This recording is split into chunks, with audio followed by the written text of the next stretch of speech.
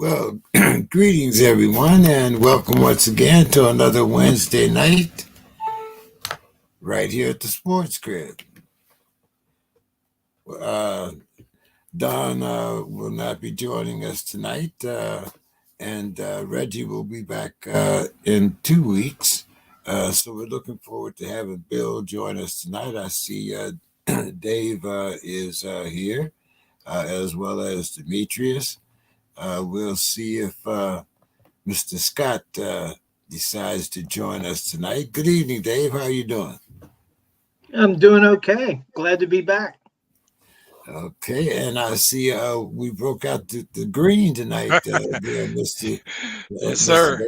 Davis. Yes, sir. How We're are going to you doing? we're representing the Spartans tonight. I'm doing good. Good to see you again, Dave. Glad to be back. Well, I know most of us are looking at the finals, kind of keep track here. Right now, it's a close game. Denver's ahead 22-20. And this series has been pretty close. So, but I know, Dave, you don't watch a lot of NBA. So I guess Demetrius is going to have a lot of mic time tonight. Right. Since it seems some of the other guys are rather tardy here. But Sue's very happy that it's not a sweep. Yep. And she also redlined your agenda again, James. I love it. This has got to be a standard part of the show. Sue's So- redlining of the agenda. All the things Sue changed on the agenda. We should start every show with that. What did Sue not like about the agenda this week? Well, I mean, actually, she started out saying got nothing. Oh, But then she has to add, my only sports questions of the week are the marriage of the PGA and LIV. right. And will the Las Vegas Knights sweep the Stanley Cup final? It's And legitimate stuff. that was it from Sue. Yeah. Now, we can do the hockey questions if you like. I know Demetrius keeps up with hockey. Sure. Bill, Knights are really deep. I And think, Bill. the Knights are height, weight, speed. The Knights are sort of like Seattle, right? The Seattle Seahawks. They have a lot of height, weight, speed guys. If you look at the wide receiver core of the Seattle Seahawks, you've got at the same position, their X, right? You have DK Metcalf, who looks like Mr. Olympia. Then backing up, you have a guy whose nickname is the Freak, Derek the Freak Young. And guess who's backing him up? Matt Landers, who's 6'3" and 7/8" and about 209 pounds and ran 4.39. So the Vegas Knights front, right? Their forwards are also like big, fast dudes. They are like the Seattle Seahawks. They have a type, like height, weight, speed. A lot of 6'4", 6'3", 230, 240-pound guys who can move. Yep. Yeah. And so to Sue's question, it will be a sweep. I'm calling it a sweep. I'm calling for a gentleman's sweep, but yeah, I agree. Sometimes when you watch a game, if they blocked out the name of the teams and the score, you just watch the game, you see one team's just better than the other team.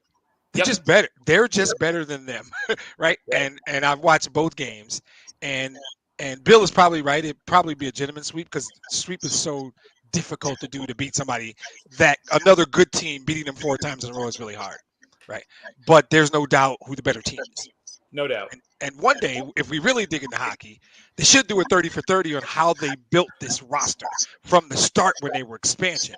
There's a degree of brilliance in roster building that took place in Las Vegas that there will be a 30 for 30 one day on, if you're going to be an expansion team, this is how you do it. Someday we should do a show about the best roster building franchises we've ever seen. Sure. They deserve to be on this list. The Tampa Bay Rays. Exactly. How they do it on essentially 1/8 the budget of most of the other contenders, and they do it year after year after year after year. It's embarrassing. Names change, but not the philosophy and not the success. Yep. Well, I will convey your predictions to Sue And then Okay. I'm sure she'll have comment next week. Let me give her the quick answer on the other one. We don't have enough info yet. This live PGA thing is sketchy, fishy, questionable, all those words, and we just don't. I don't even know what it is yet. Is it a merger? Is it a buyout? The whole thing is fishy. It's a little bit of everything. And we just don't know yet. So there'll be a day where we'll ask Mr. King, give us 5 minutes to do this whole ridiculousness that is golf. All that being said, I think whatever it turns out to be, best thing for the game of golf. It's better for the game of golf. They did not need what was going to happen had they not done this. But I don't even know what to call it. I guess we have to call it a merger. But I really don't know. Well, I mean, and once again, we don't have enough time to try to talk about what it is. But amongst the other things involved is the sponsorships, right? Yep. There's some conflicting sponsorship deals. Yeah. I can't wait to see. You wrote about 30 for 30. I know. That's it right there. This baby is going to be a 30 for 30 for because there's so many moving parts and so many powerhouse like influence peddlers and grifters. I mean, there's so much money. The reality is there's so much money involved in this thing. But that's the bottom line. Yep. That's the bottom line. There's so much money involved that and who can outbid the Saudis? Well, we don't even know where the money's coming from. There's all that is that aspect of we know where the money's coming from. We might not know how it's getting there. Right. We don't even know if it's clean. That That just adds another element to the whole thing about it. So. I mean, is it money laundering on a grand scale? Right. It might be the best money laundering scheme ever in history. That might be what it is. I mean, will we see this going through Yemen? I mean, right. A group of Saudi Arabians just bought the game of golf. It happens. So doesn't happen. That's great. It happens. Since we went through hockey, you guys got any comments you want to make about baseball while we're? You ain't got time. Kind of free. You got time. Well, first of all, my team's on a 5-game losing streak, so I don't want to talk baseball tonight. But more than that game, I don't know. I could do a whole thing on how they're messing up that game, trying to speed it up for people that don't really like baseball, doing a bunch of dumb shit doing a bunch of dumb stuff like clocks on pitchers, and they're ruining my game trying to relate to people that just aren't baseball fans. Right. To hell with those guys. If you can't sit down and enjoy a baseball game for 3 hours, you have no soul. Sorry. Go play pickleball, get it over quickly, and move on with your life. I have never sat and watched a baseball game and said, damn, this is taking a long time. Play Tony Hawk, whatever they call the Tony Hawk game. Exactly. Wheels of Fire, whatever. Right. I'm not a purist. I'm not Bob Costas or whatever. I'm not gonna put a line in my will about how I want someone to put a transistor radio in my grave. But it's clear, as you just said, there's a song, not a song, it's an album, in fact, by a band called Modest Mouse called Good News for People Who Love Bad News. And what they're essentially trying to do is make baseball for people who don't like baseball, like you just said. And the problem with that is that baseball is so much itself that attempts to tinker with it beyond the very lightest touch begin to make it all kind of unravel, because the thing that makes baseball work is that it is like what your great grandfather played and watched, and his father before him, and you can go a couple more generations before you get to the earliest days of baseball.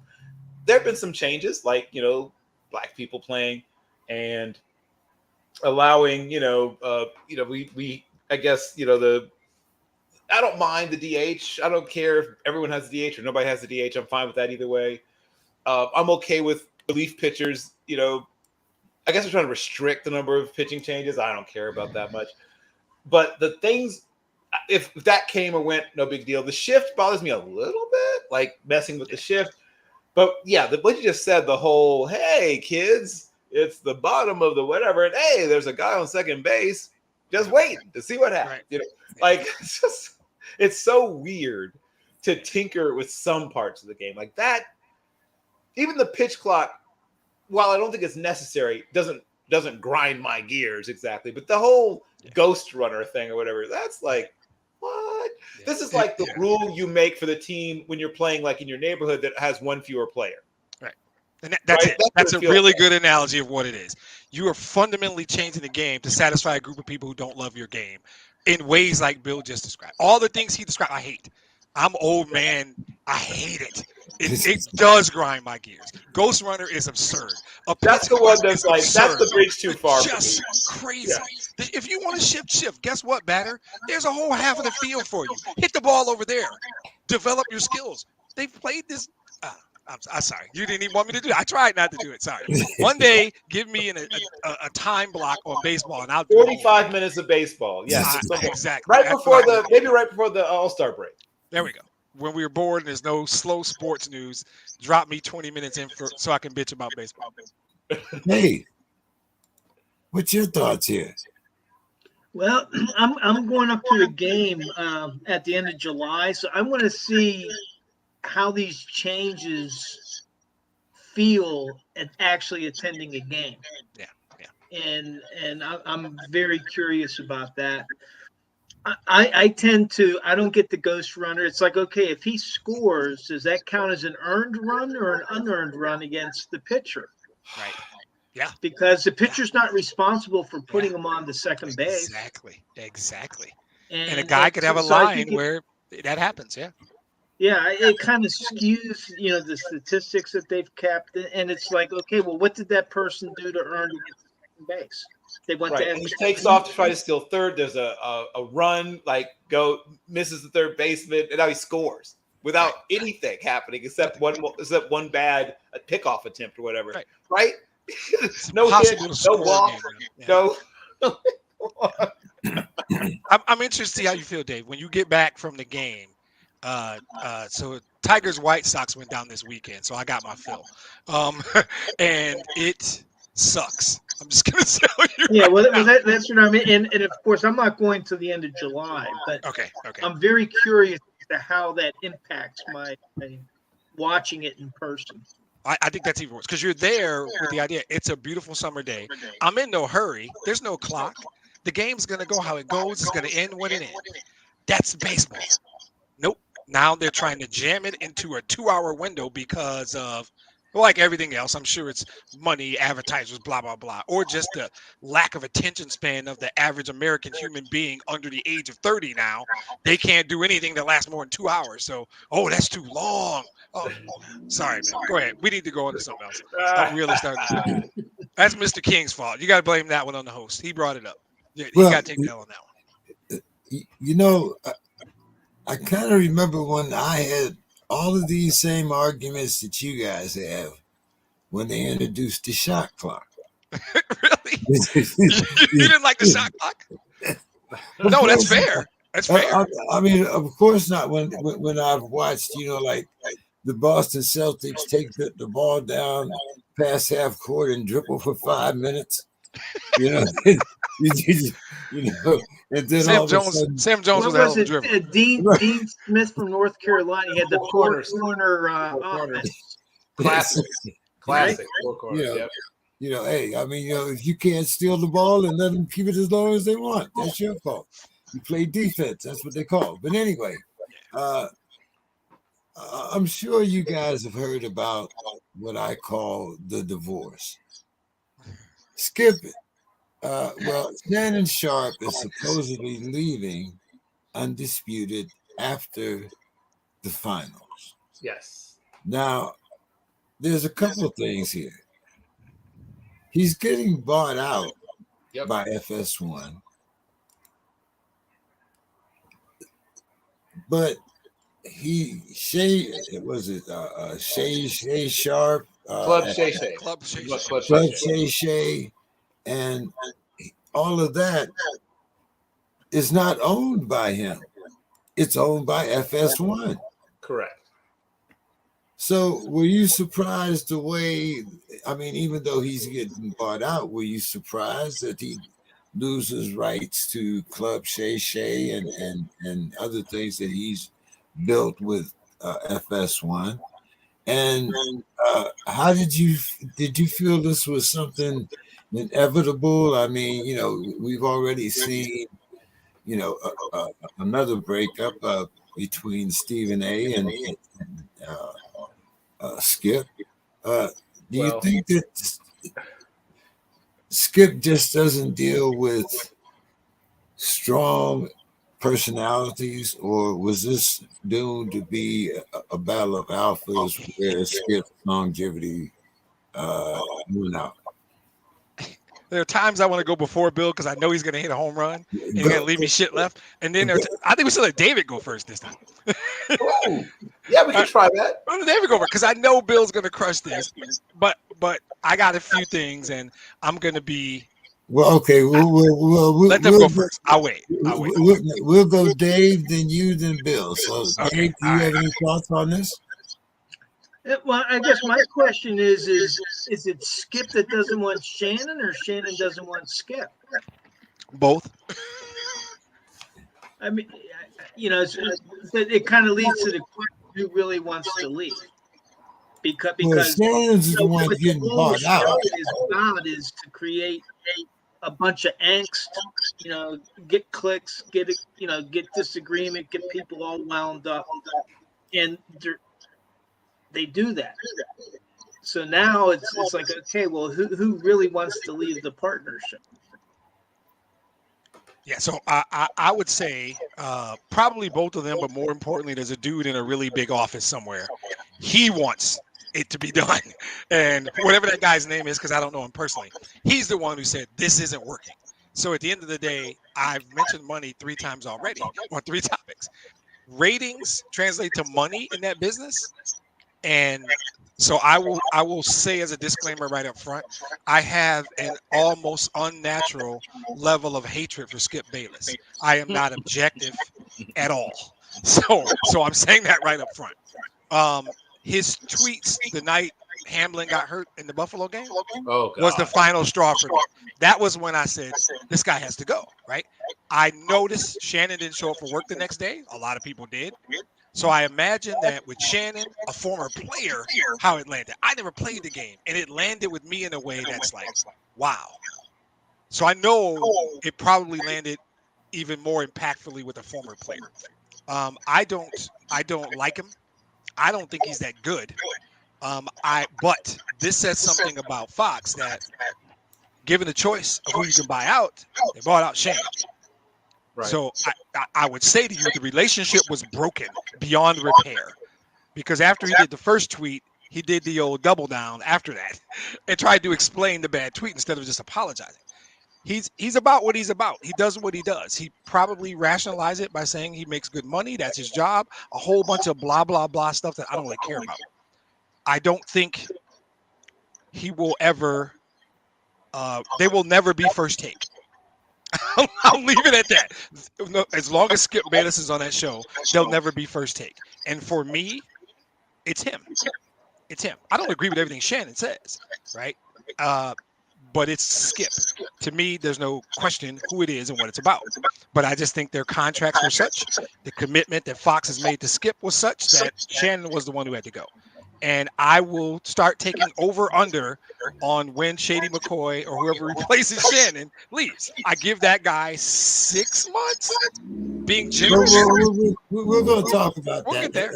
Yep. But as you're a man with numbers and contracts, how could Shannon possibly, being I'm going to say a fairly decent businessman himself, since he's managed to make most of the right investments that we've heard about.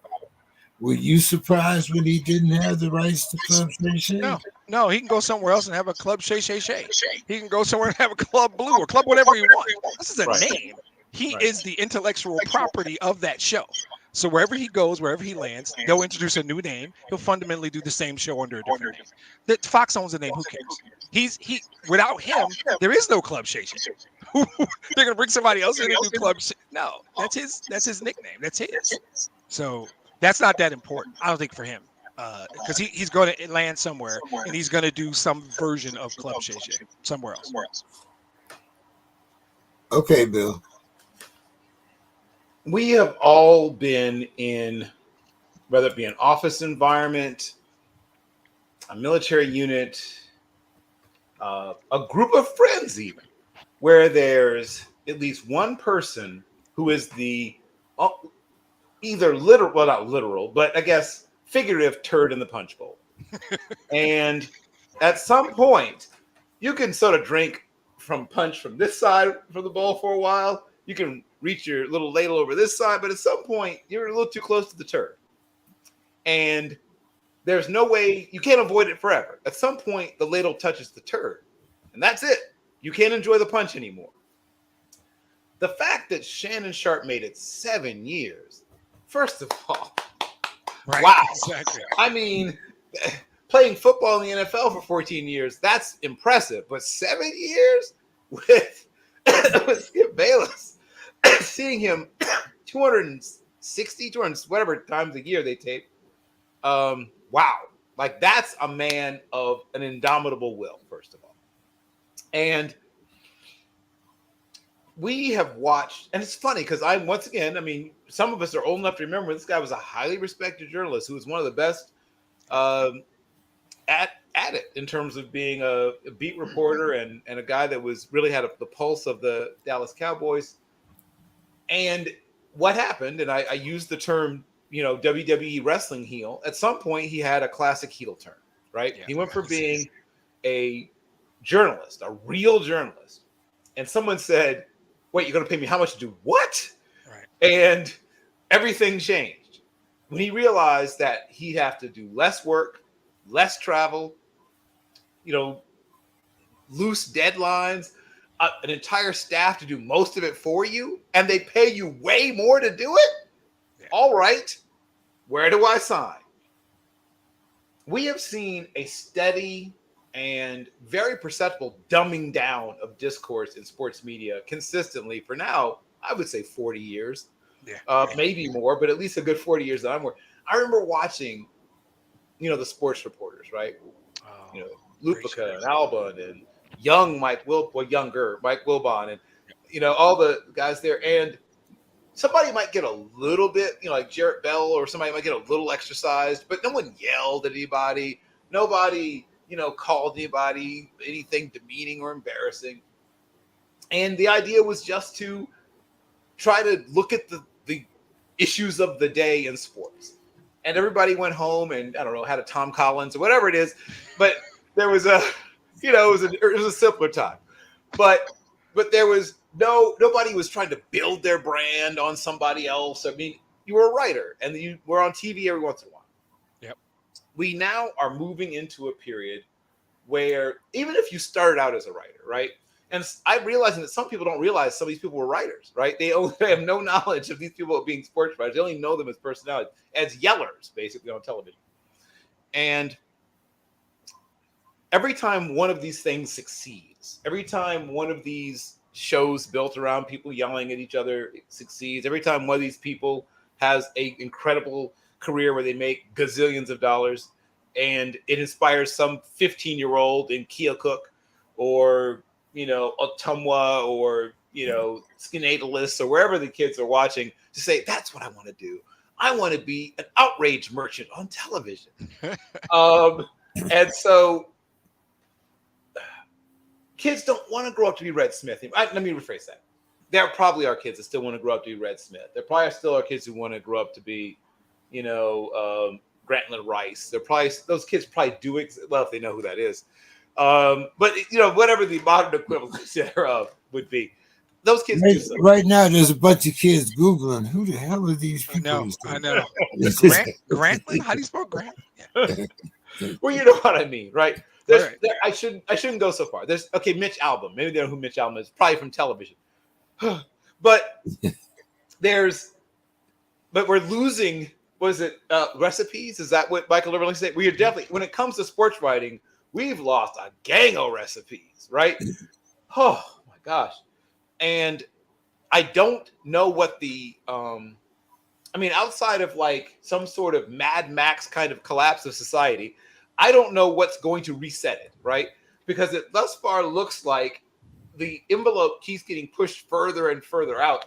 I won't be surprised if at some point there's literally like a WWE type event where one of the people like picks up their clothes and slams them across the table. I mean, at that point, I guess the shark will have been completely jumped. But I mean, I can't watch any of these things anymore. I can't watch any of them. I just can't. I'm not saying I'm above mindless entertainment, but this shouldn't be mindless. Like, I don't mind certain things being mindless, but if you're truly talking about issues and controversies, that shouldn't be a place for mindlessness. There's a place for mindlessness, but that shouldn't be it. Right. Dave, what do you think about the rumor that Leshaun McCoy is going to take Shannon's place? I mean, to me, there's a reason why he's called Shady McCoy. And I'm sure there's a couple coaches that would verify that, but and some ladies who can definitely verify that. Dave, what's your thoughts here, Dave? Well, again, I think it goes back to I think what Demetrius was saying earlier. It's about the money and the ratings. And if they're going to bring somebody on, they don't want somebody to come on to agree with Skip. They want to bring someone on that's going to take them on, and I guess, and I don't even know what the ratings are in that program. I don't watch Skip Bayless.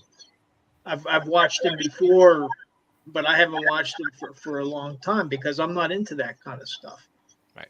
But yeah, if they want somebody controversial, and then again, some of the allegations against Shady have never been proven. They've been settled out of court with money probably involved. Dave used the word allegations to protect the SPORTSKRIB. That's great.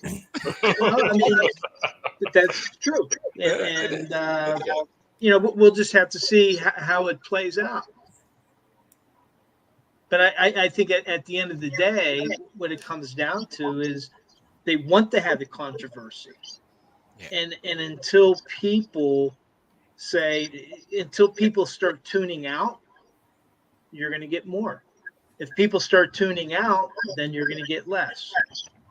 And that's what it is. You're going to get an initial blip in the ratings, curiosity. How are they going to mesh? I give Shady 4 months before he gets arrested for assaulting Skip Bayless, because Skip's not going to change. No, I'm just kidding. I don't want to. I'm not trying to put Shady down. I think that their ratings, I think, are in the low 200,000s compared to something up around 750 for First Take, which is what this is about. At the end of the day, this is not rocket science. They're trying to compete with First Take, and if that gap is on average 400,000 or 500,000 viewers. If Shady doesn't make a substantial dent in that, they'll simply use that as the reason Shady doesn't work, and they'll roll somebody else in. I think my feeling, I put my disclaimer out at the beginning, Skip's the problem. And it's not that you can't disagree with him, it's that he crosses the line. Classic sketch from Dave Chappelle Show involving Charlie Murphy and Rick James. And Charlie Murphy refers to Rick James as an habitual line stepper. Yes. Skip Bayless is an habitual line stepper. He continuously steps over the line. I don't know if it's going to be a reflection of Shady or Acho or whoever they pick, because there's candidates. Nick Wright might handle it better, because I think Nick Wright might just rise above it. Nick Wright's that good. And I think Nick Wright could rise above it. Still give you the entertainment of going against Skip. Keep it more on an intellectual level. At some point, Skip's going to go Skip. And at the end of the day, they're never going to be First Take. So if they're fine with 280,000 viewers and being in second place forever, 500,000 viewers behind First Take, it doesn't even matter who they roll in. But if Skip is the problem, in my opinion. Hey, before, I just wanted to mention a little bit of the silver lining. You mentioned Hamlin in his tweets about Hamlin. Hamlin actually took his first practice the other day. Yeah, that's fantastic. Since his incident. So that's a bit of good news there. Yeah. And by the way, my final thoughts are going to be around a higher level version of this topic. Bill touched on some things I want to talk about. My final thoughts, by the way. Well, let's jump to the NBA right quick here before we talk about the finals. Sam Cassel was added to the Celtics coaching staff. What's your thoughts on that, Demetrius? I think you need an adult in the room. You needed to get a grown man coach on the staff. I think that Stoudemire left and took the Georgia Tech job, maybe? I think it was Georgia Tech, yeah. And then 3 of the guys bailed and went down to Houston with Ime. So they don't really have a staff, right? So when you start to put together the staff as your Brad Stevens, you look and you do a real evaluation of Joe Mazzulla, who you like in a lot of ways for a lot of reasons. But you have to do 2 things. One, there's something in corporate America called succession planning, right? In case this doesn't work, in case you have some outrageous thing like the Ime situation that nobody saw coming, or the guys just don't seem to get the message with Mazzulla and you need to make a move, there's got to be at least one dude on that bench that you feel comfortable you could slide into the big chair, right? So what Sam Cassel gives them is a veteran coach that can either support Joe Mazzulla and literally make Joe Mazzulla better, or in a worst case scenario, could slide into the chair, right? If something were to go down. So I think you put an adult in the room. They got caught off guard with the Ime situation. And I think now they have to rebuild the whole staff because pretty much everybody's gone. And I think Sam's a good call, by the way, a great call. As the first chair guy, he satisfies all the boxes I just said. He's going to make Joe Mazzulla better. He could slide over for a short term or long term. He is a veteran ex-player. Guys will listen. There's a lot to like about Sam Cassel as a coach. Bill. So there's something that you hear described. I'm going to use a baseball term, the term bench coach, right? And there's some guys who are the best bench coaches, right? I mean, they may become decent managers in some cases, but some of them are just amazing bench coaches, like Oliver Marmol, Brandon Hyde, right? Dave Roberts, before he became a manager, was a great bench coach. John Farrell, Larry Rothschild. I mean, it helps that they have, obviously they've been around the game in some capacity for a long time, which definitely describes Sam Cassel. And he's a guy who definitely has the respect of both veteran and younger players. He understands all parts of the game. And frankly, I would consider having hired him as the head coach in the first place. But if that's not what they're doing, this is the second best thing. And maybe he can help bring Joe Mazzulla along, who is, I mean, we'll find out if he's ready for prime time. We'll find out because there's a little bit of pressure attached to this job. If word hasn't, reached you about this. Yes, this is not one of the jobs where you just sort of feel your way through and the organization's just like, yeah, take your time. That's not really how it works there. So if you've got serious growing pains figuring out how to be a big-time NBA head coach, you might not get a chance to really find your stride. So having Sam Cassel there who can say, hey, huddle up. Hey, let's have a quick talk. And he'll pull you aside and say, oh, don't do it that way, right? He's the guy, and he knows enough not to do it in front of the players. He knows how to do it in a way that you probably won't feel belittled or embarrassed, but you'll also take it, if you're smart, and go with what he said. His suggestions may be things you may want to follow. Bill, the Suns hired Frank Vogel. First part of this question about CP3, he was sent out on waivers, so we know how that goes. But do you think Ayton will still want out of Phoenix? And do Do you think he can really get his players to mesh? I think Vogel is quietly a very good coach. Maybe not great, but certainly very, very good. Like, if he's not top 4, top 5, I think he's at least top 8 to 9, right? So he's one of the better coaches, in my opinion. He's in the top third, certainly, of the coaches in the league. The situation is potentially a great one, potentially because of the things you just mentioned. Succession plan is a perfect example to use, a perfect term to use when we're talking about what this team needs. Who is your next Chris Paul III? I mean, even if he stays for another year, he's going to be essentially a part-time player as opposed to a full-time player. And you need to preserve him, even if he stays with the team.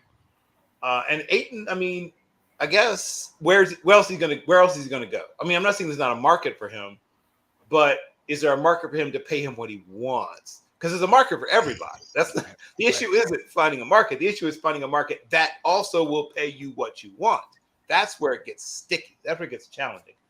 I don't know. Hey, we have a Detroit fan. Would Detroit want to make some moves and bring in a guy like DeAndre Ayton? So we just drafted our DeAndre Ayton. His name's Jalen Duren. We don't need Ayton. Now, the thing with Ayton, though, is he had a no-trade clause, but his new contract, because he signed an extension, revokes his no-trade. I don't think the question is, does Ayton want to stay or go? I think it's a matter of who's going to offer Phoenix enough that they trade him. I think they've had him in trade rumors for 2 years. I think Phoenix wants to move Ayton.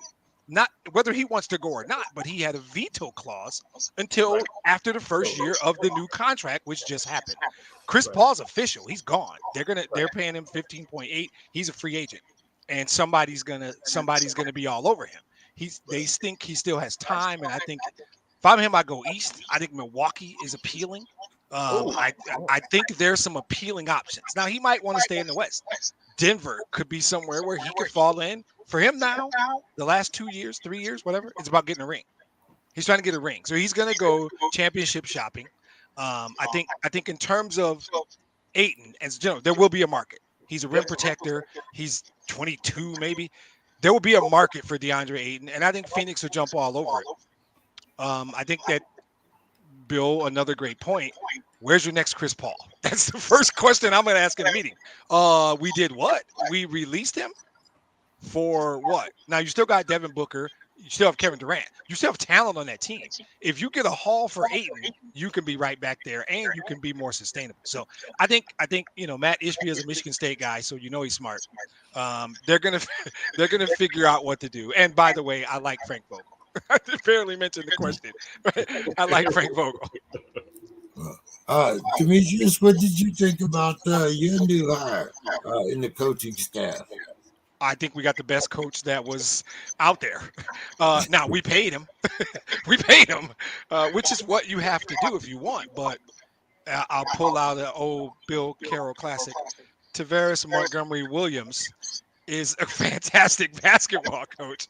He was the coach of the year 2 years ago, right? And so more exciting than we got the guy. We're building a good young roster, and there's an eerie similarity to how he developed Devin Booker, who I would tell you a Jaden Ivey could be. How he developed DeAndre Ayton, which I just said Jalen Duren could be. I believe Cade Cunningham, when healthy, could be a version of Chris Paul. So there's an eeriness to the roster he left and the roster he inherits. But the most important thing, as a Piston fan, they marked him. They interviewed some guys, and when he became available, they said, Troy Weaver and Tom Gore said, that's the guy we want. That's it. And he said, I might take a year off. And they said, no, thank you. We need you to come out to L.A. over Memorial Day weekend and look at this check. We got this check right here. No, it was more than a check. He is the highest paid coach in NBA history. Right. But when you talk about that roster and the potential of what that team could be, it had to be appealing. He said it flat out. I was impressed by what they're doing, right? There's a culture being built there. So in terms of the hire, I think we got the best coach that was out this cycle. Yep. I don't think there's a better coach that was available this cycle.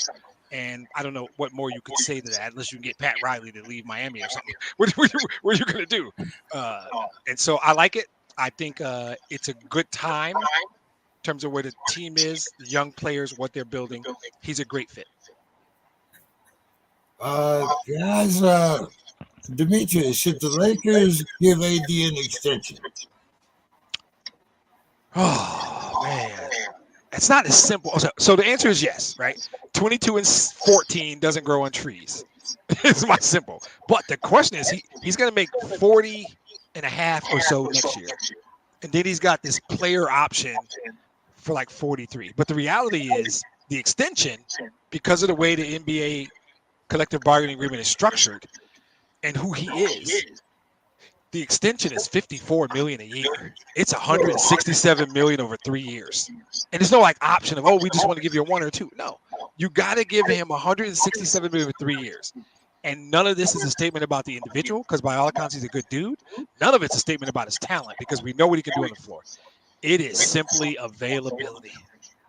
You think about the next 3. How many times is he going to be hurt over the next 3 years? Because your body doesn't get better as it gets older, historically, right? So if you do a regression model of his injury propensity when he was 25, 27, now extrapolate that to when he's 34, 35, 36, whatever it is, it feels like a dangerous thing to do. But my answer is still yes. They have to extend him. So I don't think they have a choice. Bill. Oof.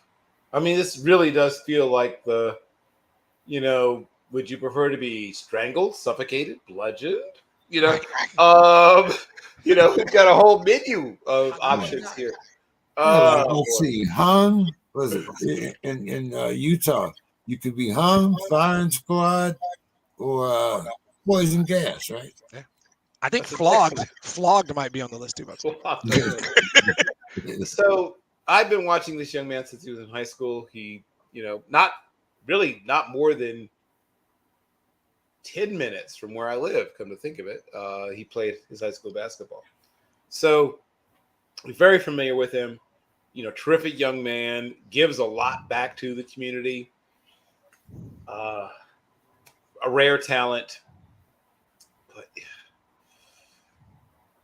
for a guy that's going to play, it seems like an average of a maximum of about 58 games per season over those next few years for $167 million. Yeah.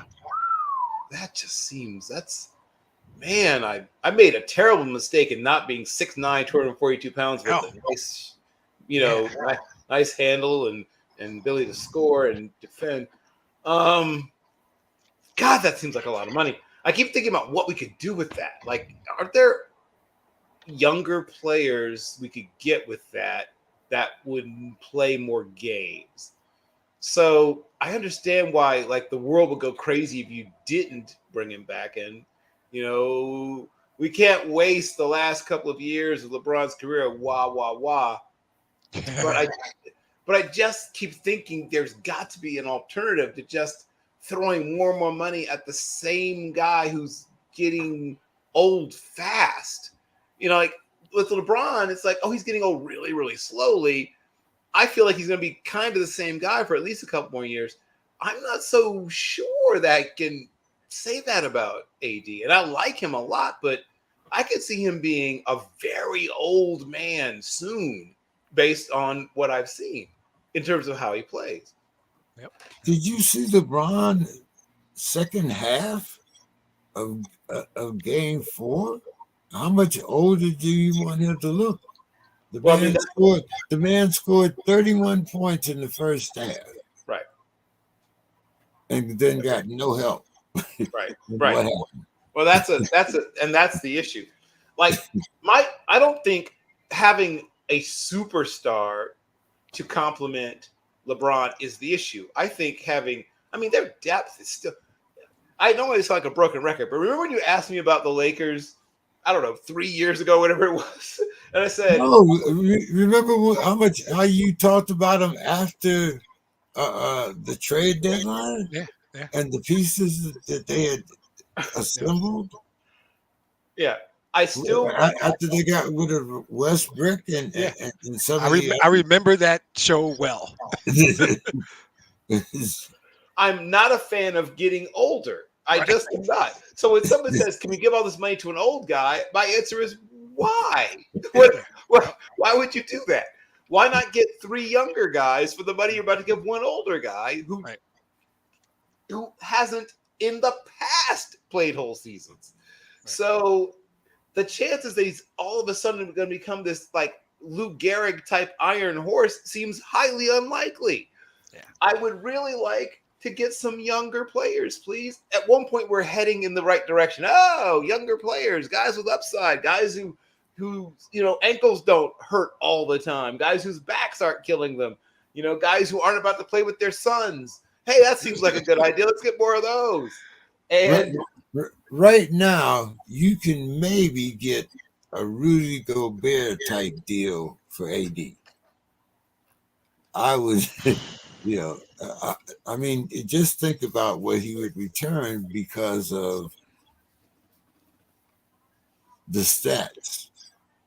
Yeah. Even though the stats don't tell the real story. Actually, you're right, James. And that's what's going to happen. Somebody else is going to find $167 million under a mattress, and they're going to call the Lakers, and they're going to say, we're going to give you this guy, those picks, this guy's uncle's Cadillac, and a bag of Garrett's popcorn, and let's do it. I mean, that's just my thoughts. I think you're right. Somebody's going to do it because they're going to think if we get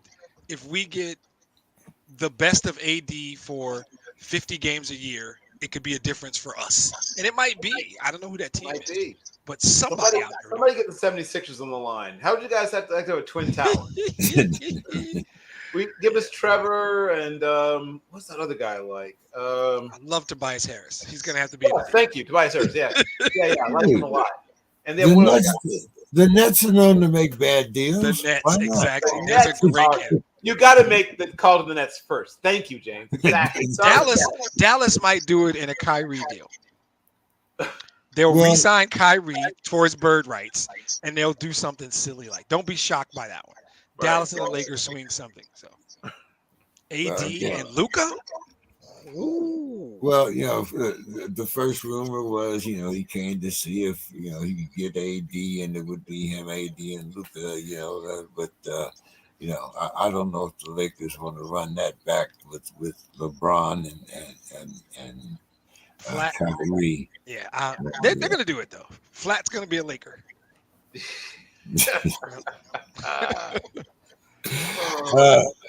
All right, guys. Right now, the Heat are 1-1. They managed to take away the home court advantage for Denver and break that consecutive home court advantage. But the Heat won 3 of their 4 games on the road. Should the Nuggets have a sense of urgency to win both of these games, or what? What's your thoughts,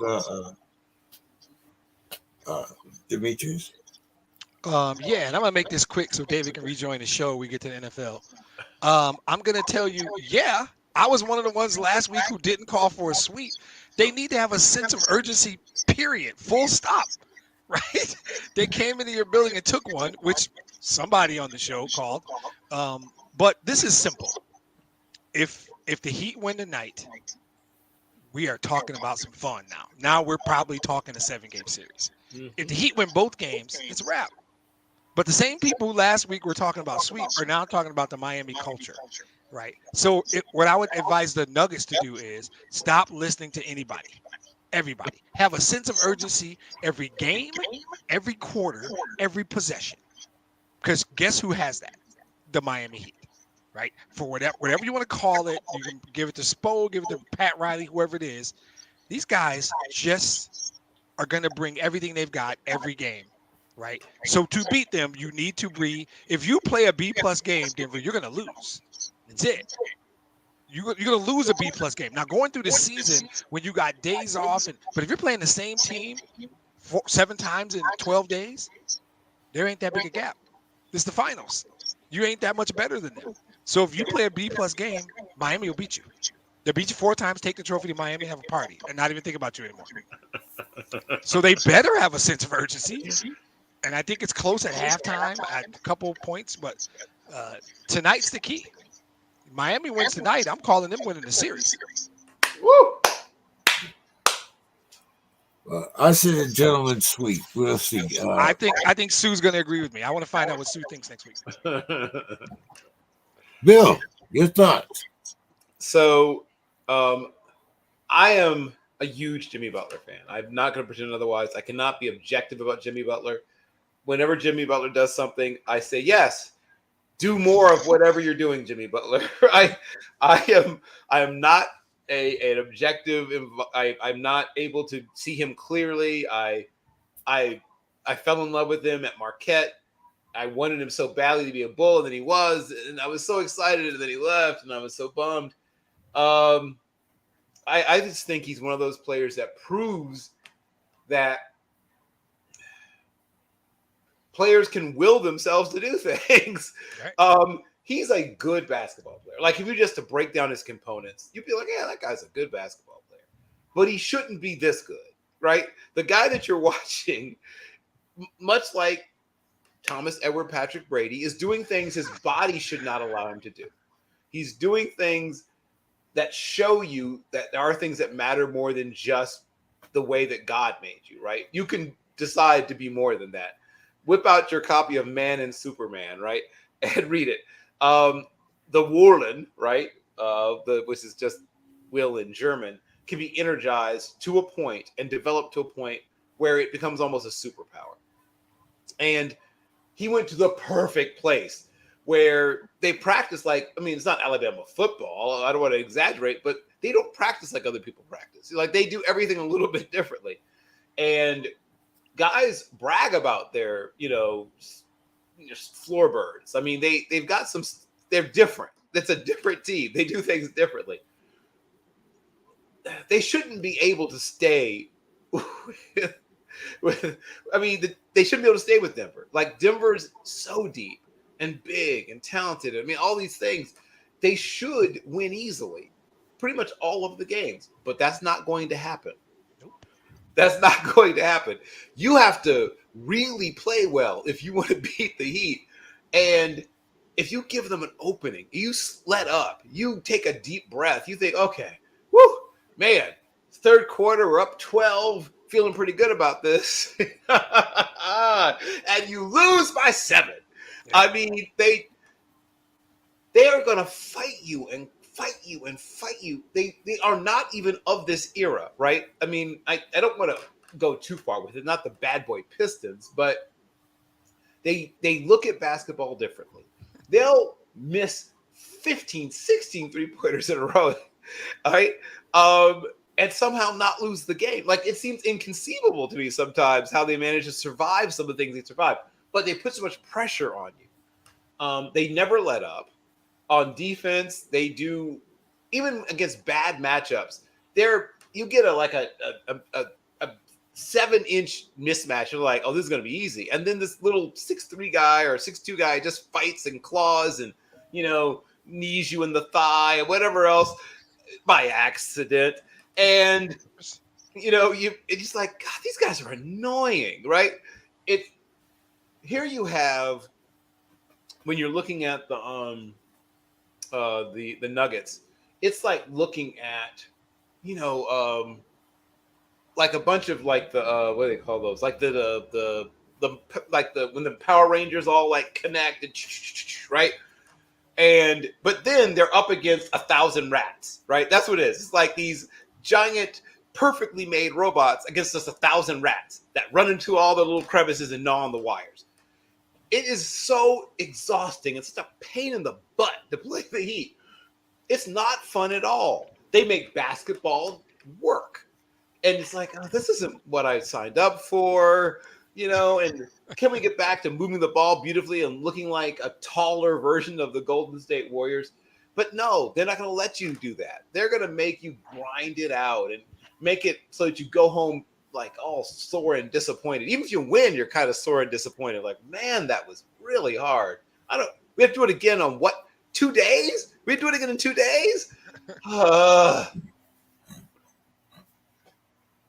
Dave, are you still there? Yeah, I am. Okay. I was just wondering. Yeah. Welcome back to the show, Dave.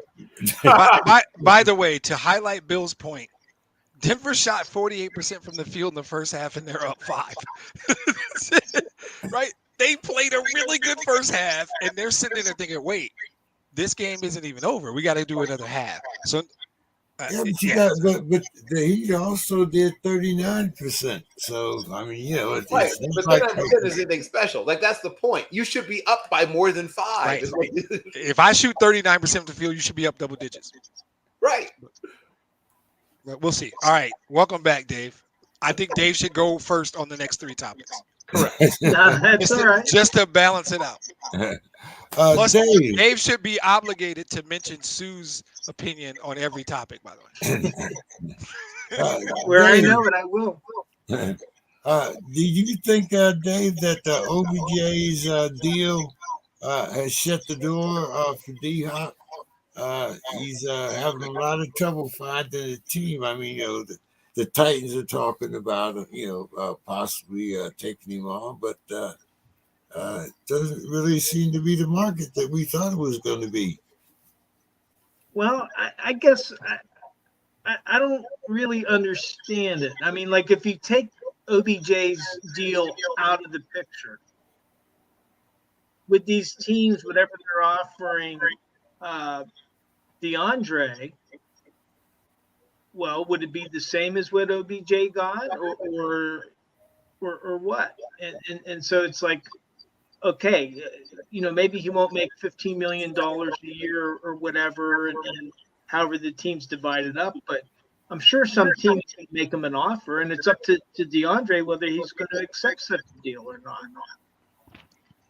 So, and it might not be what OBJ was able to negotiate with the Ravens, but I kind of see those as two separate things, and you have to try to separate those.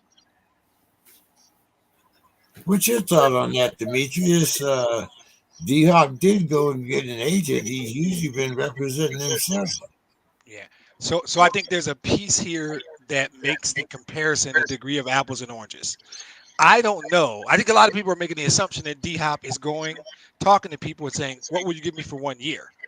My impression is DHop's like, wait, why don't we talk 3 years, right? And then you're really talking about guaranteed money.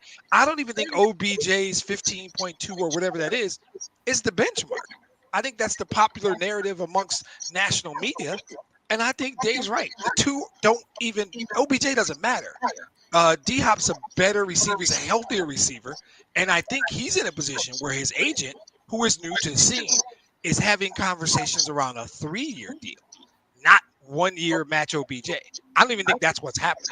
I think he is talking to people about what kind of guaranteed money, even if I only play 2 of the years, because the last year of any contract is kind of a nebulous piece of fuzzy lint, right? It's a 3-year deal only so you can give me a bigger piece of guaranteed money. I think whenever DHop signs, Tennessee's a good choice. I would love it if my team would invite him to Allen Park, Michigan, because that would be great. But whoever gets him, I would not be shocked if he signs a 3-year deal, something 2 years with a player option and a guaranteed number in excess of $32 or $33 million.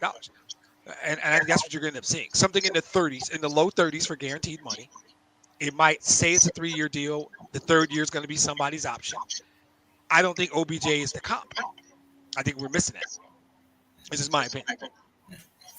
What's your thoughts, Bill? And just to make it clear and break it down,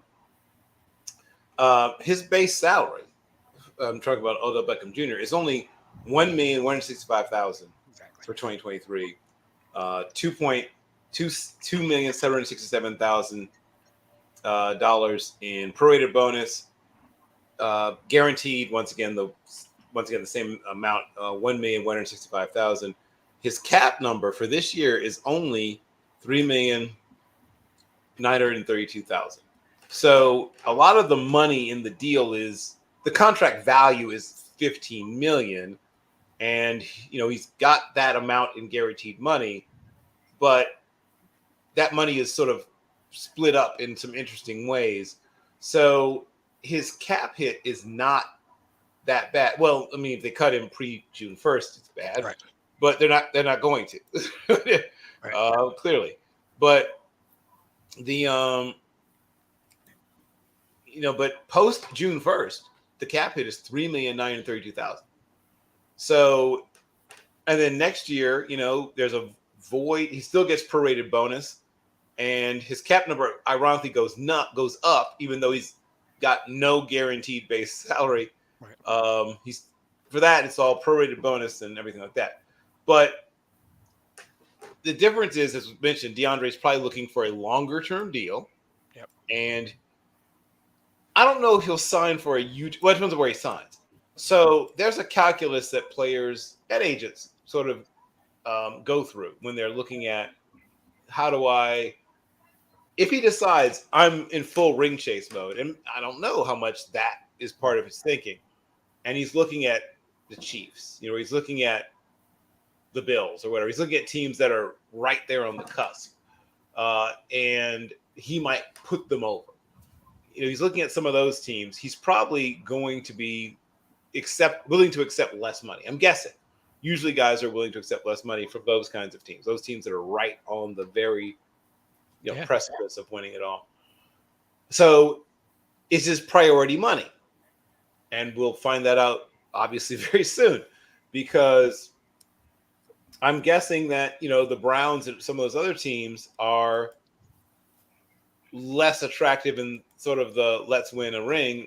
And these guys are just months apart in terms of age. Odell Beckham Jr. and DeAndre and Nuke Hopkins are just a few months apart in age. So there's not a significant age difference. The difference is, as was mentioned, one's got a bigger guy, more durable, and more of a possession receiver, though. Right.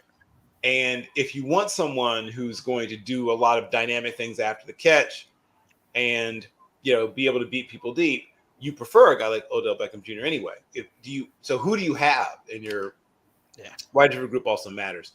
Because if you're running a lot of things with your tight end, though he is a wide receiver, he does some tight end-ish things in terms of where he does most of his work on the field. So if you are a team like the Ravens and Mark Andrews, who until very recently has been your number one target in the passing game, you may not. I'm sure they've at least kicked the tires on DeAndre, but he may not be as much of a priority if you have. They have two tight ends they play a lot. Obviously, one of the best tight ends in the league in Mark Andrews, but also Isaiah Likely is going to be an increasingly large part of the passing game for them. So they're going to use two tight end sets a fair amount. They still like to run the football, and they have some really talented tight ends.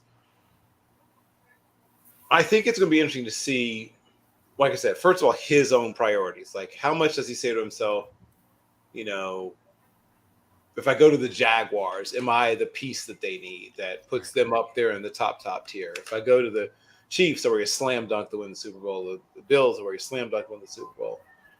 Or do I want to get paid? I mean, he's going to get paid everywhere, but I mean, does he want to get really paid? He's not ancient, but 31 probably means this is his last time for a multi-year deal with a good amount of money in it. Right. This is probably the last shot at that kind of deal. So does he decide he wants to sort of try to set up his family for life, or is he trying to get a ring? Yeah. Good question. Dave, two teams that made the playoffs last year that you don't think will make the playoffs this year. Yeah, I'll go. Some might consider this low-hanging fruit, but I'm going to go with Tampa Bay as one. Yep. And primarily your quarterback situation. Yep. I mean, Tom Brady was old, but now you're going to Mayfield or Trask. I don't know. The other one is, and I have mixed feelings about it because of their division, but I'm going to say Jacksonville. But then we'll talk more. I think you have another agenda item that we'll talk more about it. But I think both of those teams kind of benefited from having kind of weak conferences. And I think Tampa Bay is definitely in trouble. And I'm going to have Jacksonville as my second team. Demetrius, who's your two? He's right about Tampa. Too easy, right? They're the obvious one. They jump off the page. And then me being me, looking for any reason to talk about the Lions, I'm going to take Minnesota out because the division goes through Allen Park, Wow. Michigan now, and I'm not sure Minnesota. Going back to Tampa, it's a Tom Brady Baker Mayfield thing, obviously, right?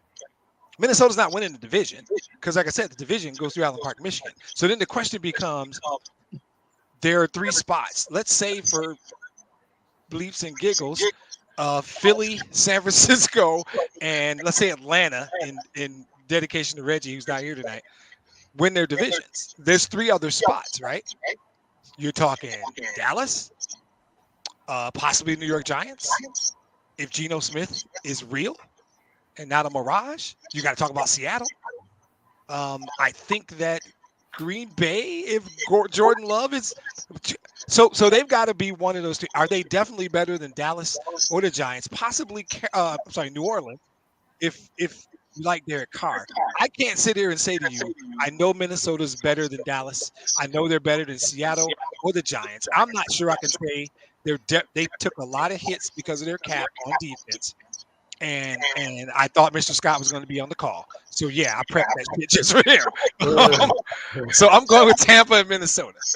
Stay in the NFC. There's some options out west. Jacksonville's a good call, too, by the way. Bill.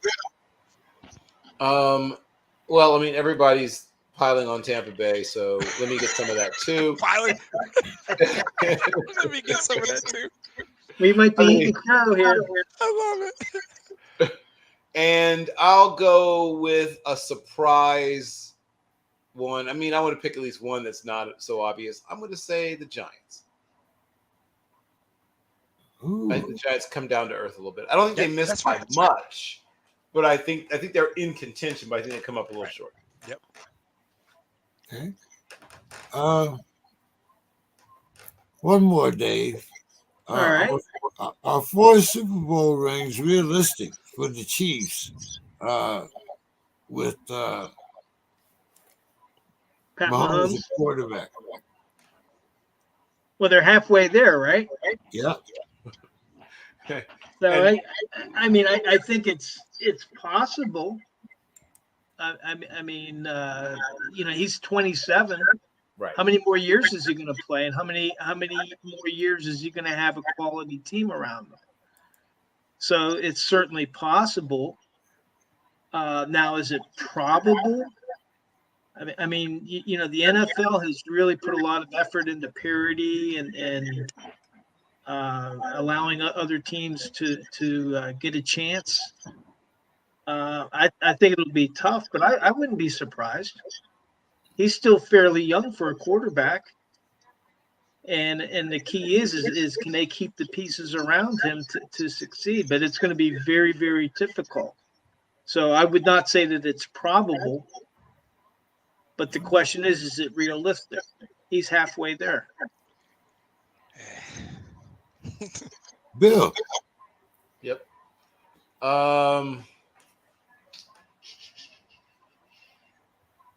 If he plays 10 more years, I think it's extremely the better question is how long does Andy Reid coach? Andy Reid, exactly. To me, that's a better question. Andy Reid is 64, 65. He's in his 60s. Does he want to go 10 more years? Now, having Patrick Mahomes Jr. makes it a little more pleasant to come to work, like it's not drudgery, I guess. But this is a man who's, getting into his golden years. He's the 3rd oldest coach, I think, in the league after Belichick and Carroll, or Carroll and Belichick. I think he's the 3rd oldest. In fact, I'm certain of it, almost certain of it. Is there anybody else? Because all the coaches are getting younger. I mean, once you get past those 3, like it's a big drop. It's a drop down to guys who are like barely in their 50s. But yeah, that's the better question to me. But yes, it's entirely possible. That team could get. I mean, Brett Veach is a really good GM. I don't want belabor that point. I believe that he's going to find a way to keep the talent level at least decent around Mahomes. And like I said, the real question is Andy. Andy Reid. When does he decide to hang it up? Okay, but Patrick Mahomes won the Super Bowl with Juju Smith-Schuster and Kadarius Toney. Mm-hmm. Well, I mean, what's your thoughts, Demetrius? Yeah, so Man, I said realistic. right. I'm gonna do so Dave focused on the word, and then he did this dance and dropped different words in. And he was realistic, impossible, and probable. And we made the word game, which was awesome to listen to. Right. I'm gonna focus on your word, realistic. So I'm gonna say no, not to up to realistic. And Bill touched on a great point. There's the Andy Reid factor. Probably the number one thing on my list. Because if you do this like a regression model and you say 10 years, what realistically can he do in 10 years? It's not about Mahomes. It's about Andy Reid, number one. Not only about Mahomes. Second thing is he is yet to suffer a significant injury, right? And Dave talked about him being 27. Do we expect him to be as productive from 27 to 35 as he was from whenever he started to now? Answer is probably not, right? Because the human body doesn't work that way. And then we didn't talk about other teams in the AFC that are really good. It's not like it's been an actual cakewalk, but Cincinnati and Buffalo are probably going to be good for a little while. Jacksonville might be on the come up. There are people that like Miami. So I'm going to take your question as presented and say no to realistic. Now, Dave played the game and got himself to possible or probable, which is really cool. Is it possible? Sure. But no, I don't think it's realistic. It's hard to do. Becoming great is hard, but Brett Veach has done it. Sustaining greatness, much harder in the NFL with the contract, with the collective bargaining agreement they have. It's hard. So I'm going to say no to realistic and not do the cop out like Dave did. I'm kidding, Dave. I'm kidding. Okay, Demetrius, will the Broncos quarterback Russell Wilson rebound this season? And how short do you think his leash is going to be? Okay, so I'm going to give you a quick answer to the first part. Yes. 2 words, Sean Payton. The second part of your question, I find interesting. Leash? Did you see his contract? when you have a contract like that, there's no leash. There's no leash. They're paying that guy a boatload of money. He can do what he wants. He already proved it, right? But the Hackett thing didn't work. He will be better because of Sean Payton. The team will be better because of Sean Payton. Because that is one of the few guys. I kind of hate when the word genius gets tossed around. Everything I know about Sean Payton, that guy's a really good football coach. And no disrespect to Nathaniel Hackett. It is what we call in my work a paradigm shift. It's a major step change from Nathaniel Hackett to Sean Payton. So they're going to be better. He's going to be used more effectively. So the first answer to will he rebound? Absolutely, without a doubt. That doesn't mean they're going to make the playoffs or win the Super Bowl. I'm staying with your question. They're going to be better as a team. He's going to be better as a quarterback. But the leash thing is there is no leash. When you make that much money, he's got leashes on other people. He doesn't. He's got too much guaranteed money in his contract to have a leash. What are they going to do? Bench him? If they can't bench you, if they can't take playing time in the NFL, that's the most valuable commodity. People get tricked and think, oh, guys care about their checks. They all make a boatload of money. All of them, right? Playing time is how you hurt an NFL player, a professional athlete. Take his play. You can't take him off the field because of the contract and the gap between him and the guy behind him. So there's no leash on Russell Wilson.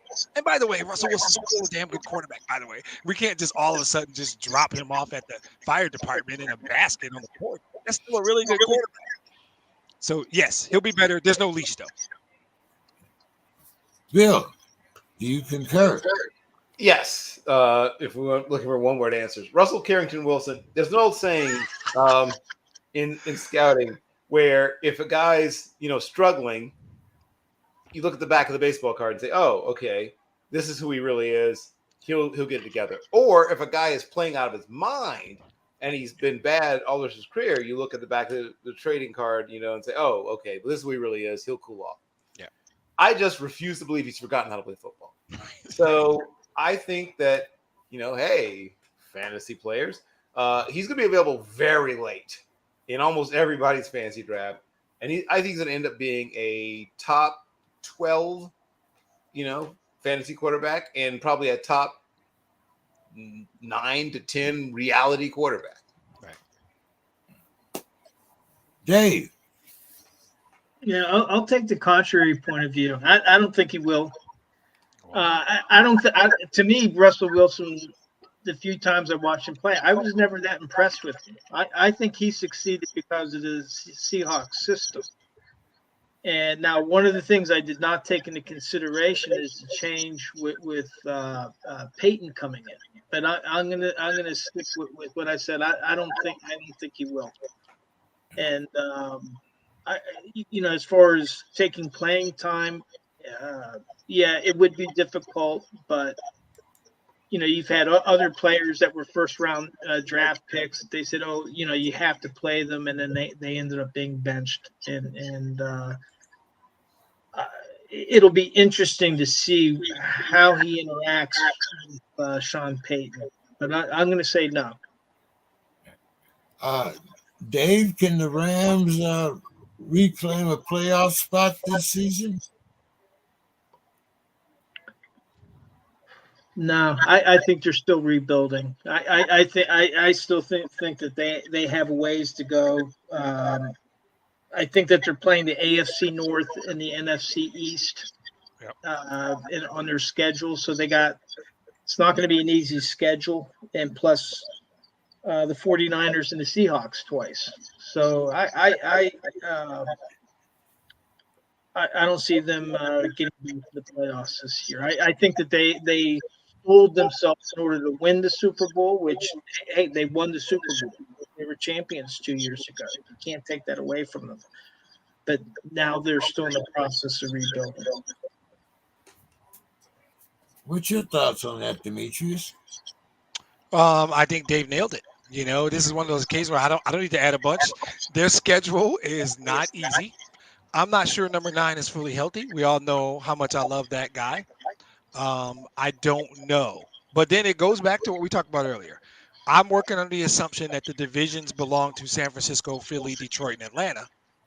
Then you're in that pool with Dallas, Seattle, Giants possibly, Minnesota maybe, New Orleans. Can we say the Rams are better than any of those teams? For sure. I don't know. So my initial thought is I was leaning toward probably not. After listening to Dave, I'm definitely not. And it doesn't matter because it would have just resulted in a trip to Detroit and an ass whooping in the playoffs. So it's probably better if they don't. Bill? So we're trying to figure out. You said if they make the playoffs this year? Yeah. Can the Rams make the playoffs? I will agree that they'll be improved. They'll be scrappy and whatever term you want to use. But I look at that roster. It's like I cannot find. There's still some holes, some sizable gaps in the talent level. I'm going to say no. Good job, Bill. You were going to try and work your way to something, and you realize, you know what? This is a waste of time. What am I doing? I love it. You realize it. Now I'm not going to do it. I'm not going to do it. Bill, how did the Cardinals adapt to life without DHop and the inconsistencies of Murray? By being bad. Bill's not even trying anymore. He's just like. I mean, but it's also the truth. They're going to be very bad. They might be the worst team in the league, but if not, they'll be somewhere in the bottom 4. Who's their best player on the whole team? Quick, somebody. No, it's not quick. I'm going to have to Google, right? And I like I know this stuff. So, I mean, they have some intriguing players who are on the block also, right? All of them are – they're listening to offers on Isaiah Simmons. They're listening to offers on Zach Ertz even. I mean, there's nobody there's no sacred cows. Right. Everyone can be had, just so you know. So I'm not saying they're tanking. However – this is not going to be a team that's going to do anything extraordinary trying to better themselves. I'll put it that way. and they are willing to listen to offers on every single player on the roster. There's not a single player that they won't listen to offers on. So this could be a very different team by the time they kick off for game one, because contenders are going to come sniffing around because they think there might be a fire sale to be had. Yep. Totally agree. Huh? Anything to add before I go to Dave, Demetrius? No, just a simple thing of, on top of everything Bill said, which he nailed, they re-signed him. So they've got the quarterback with the giant contract, which just kills any flexibility you have. To me, this is a deal where you got to bite this bullet, sit down with your fans and go, going to be a long 3 years, y'all. And then you see if somebody will take Kyler Murray and his contract off your hands. You get whatever you can for Isaiah Simmons and Zach Ertz, and you rebuild this thing from the ground up. There is no reload here. This is a rebuild. And the sooner you accept it, the easier it is, and the quicker it happens. So, Dave, final word on the Cardinals. They're in for a lot of pain. That's fantastic. That's great. Great call, Dave. It is a great call, Dave. Full stop. Hey, Steelers, make a call about Buda Baker. Oh, there you go. Buda Baker. Like it. Demetrius, Trevor Lawrence has had his first normal offseason with the Jags. Are the Jags contenders or pretenders? See, this is one of those weird things where they could actually be both, James. They could actually be both because they're in the AFC, right? So I can't sit here when I look at the rosters of Kansas City and Cincinnati and Buffalo and maybe a Miami or a Jet, and I can't tell you, they got a shot to go to the Super Bowl. I can't do that. But they're doing a lot of smart stuff. They're a good football team. They're a good football team, and they're going to be better. They're going to keep getting better. Problem is, getting better in the AFC might get you to 10-7 and a first-round exit. And so it could be that they're not pretenders at all, and they could be going home after the first weekend. Like both of those things can actually exist, and that's just more a product of the conference they play in. I do think he's going to take another step in his growth, which is good for them.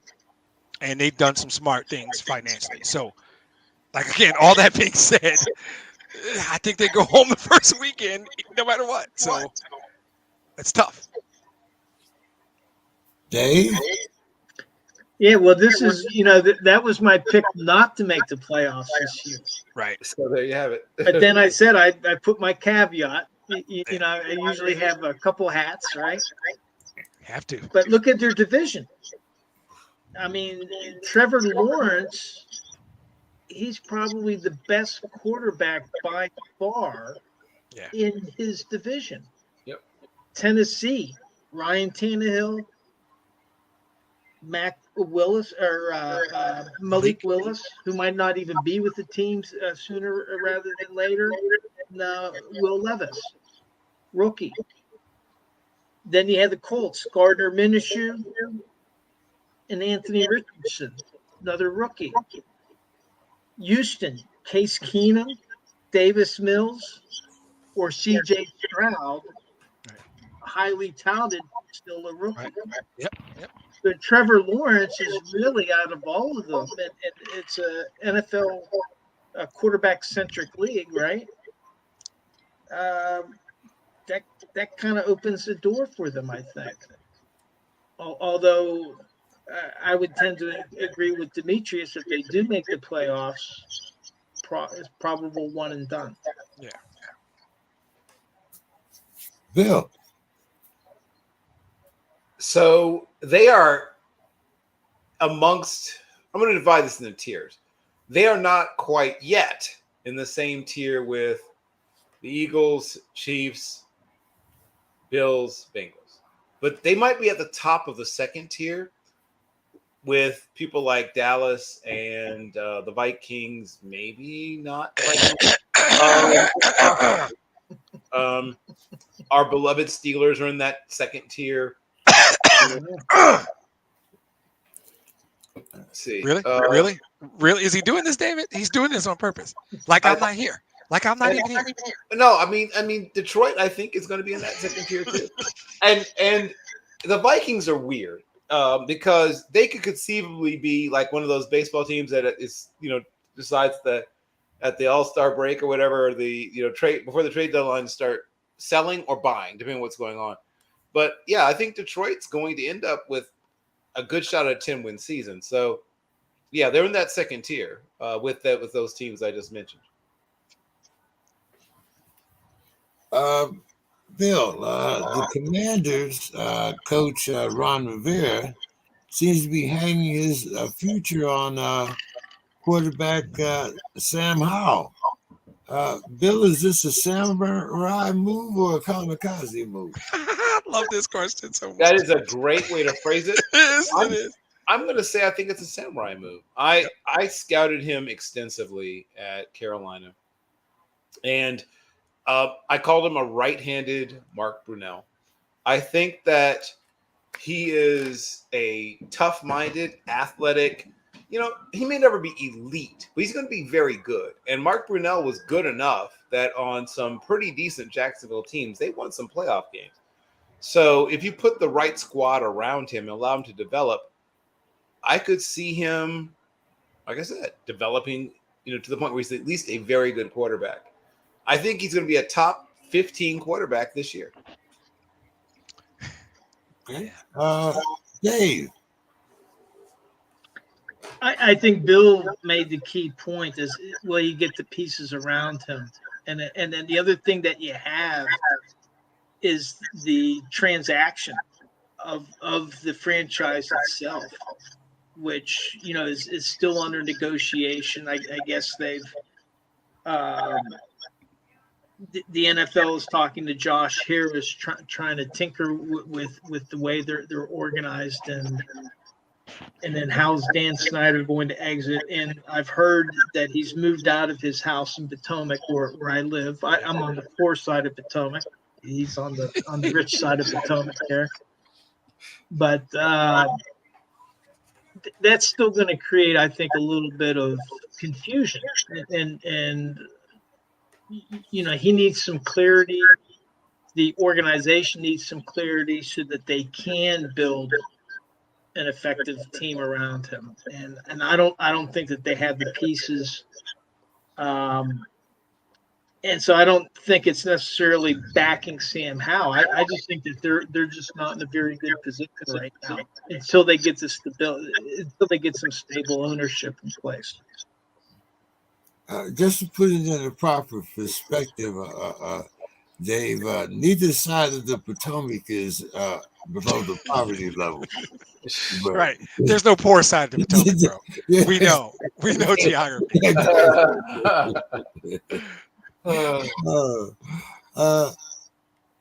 Let's see. Did you get a chance to answer this, Dave? No. But this is a classic. Don't follow Bill Carroll, because he will do this kind of shit to you sometimes. And it's just that I will reiterate. I believe Sam Howell to be one of those guys we're sleeping on, right?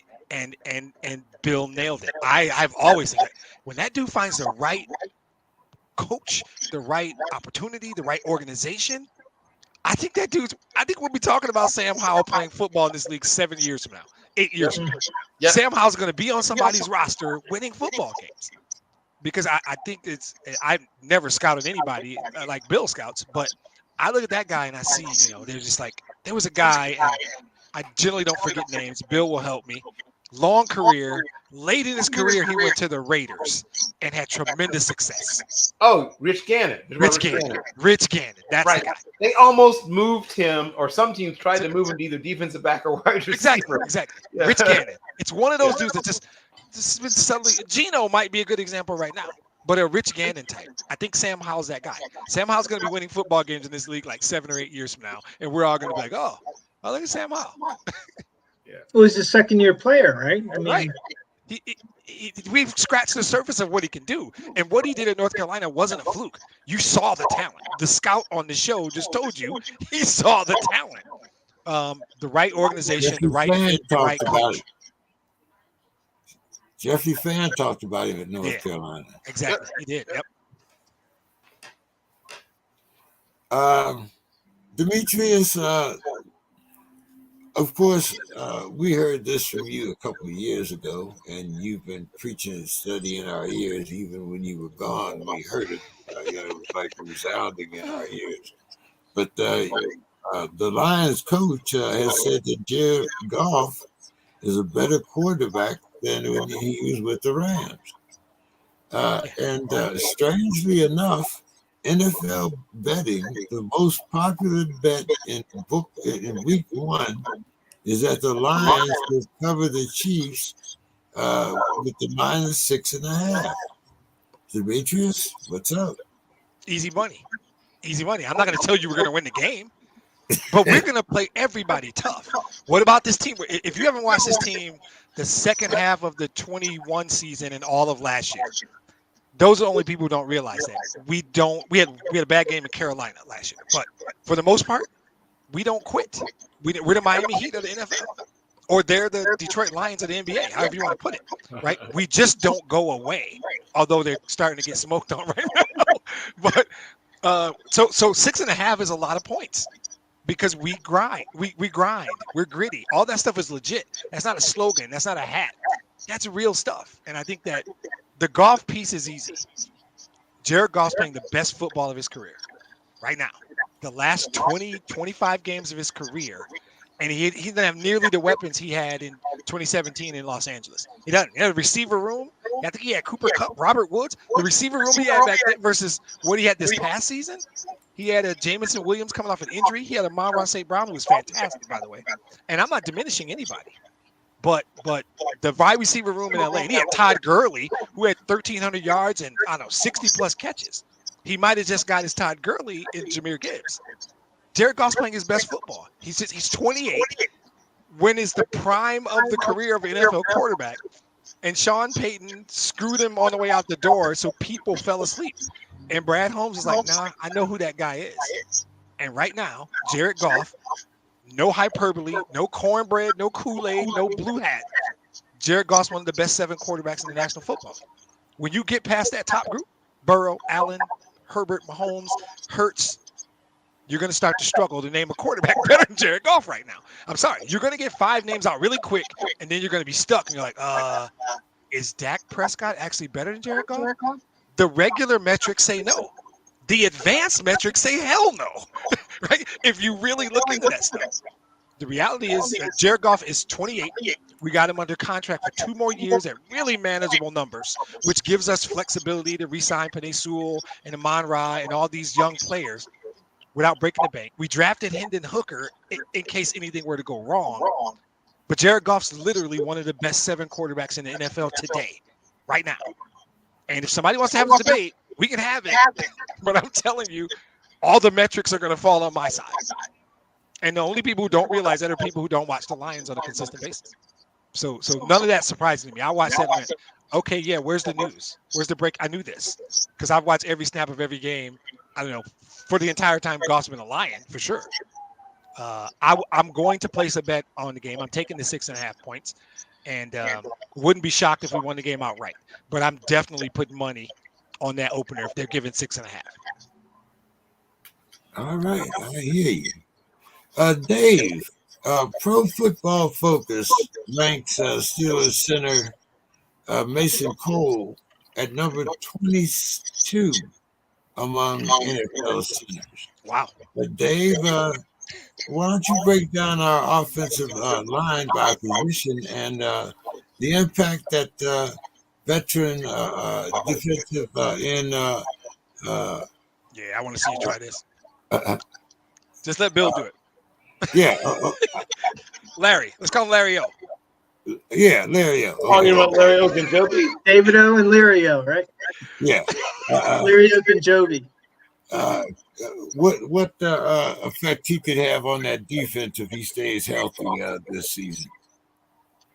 Well, first on Ogunjobi, when he brings, if he's healthy and he can play a good number of snaps, is that he helps brace the line, because right now the Steelers' defensive line is in flux. Cam Hayward's getting older. Cam Hayward can still be a dominant player, but he can't be a dominant player for 100% of the snaps in a game.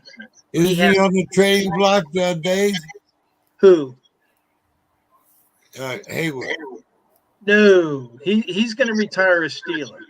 He's 100% a Steeler. He's going to retire a Steeler.